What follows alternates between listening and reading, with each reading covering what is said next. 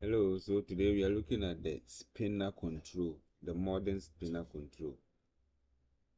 This was introduced not too long ago because previously our apps did not have its own spinner, and so we need to go out and then look for some spinners like this, some loading control, then you make use of it. But with the modern control, the spinner control has been introduced.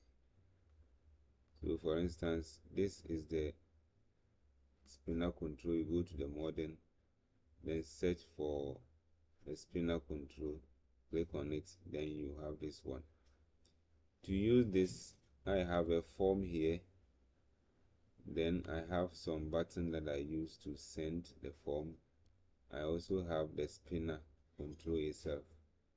Now on the spinner control, it has some properties here. You can change the appearance, the font, the size of the spinner, so you can make it small or large.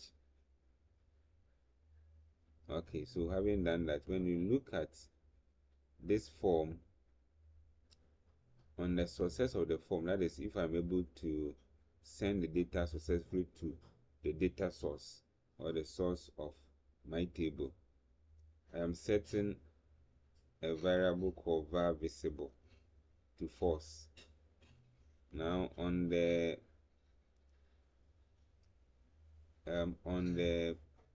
visible of this spinner control, I can set the visible to the variable that I set.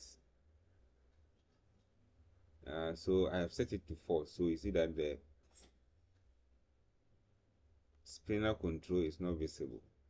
Then when I am about to save, I create a variable, let's say variable, at the beginning of the onSelect before I send the form, or I save the item that I have done on the form.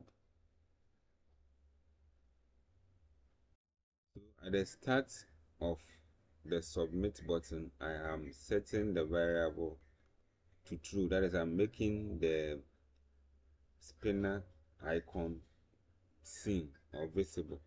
Then at the end, when the form is successfully the data is successfully sent to the data, so I set it to false, or I make it invisible. So let me try. I click on the save button.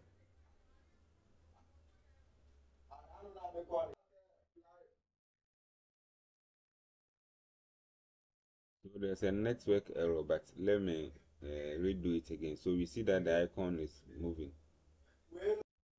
So because of the network, let me restart it again.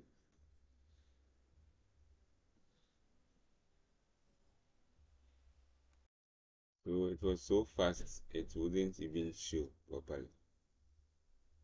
So that is the spinner control. You can make use of it. It's very, very useful in your apps. Thank you.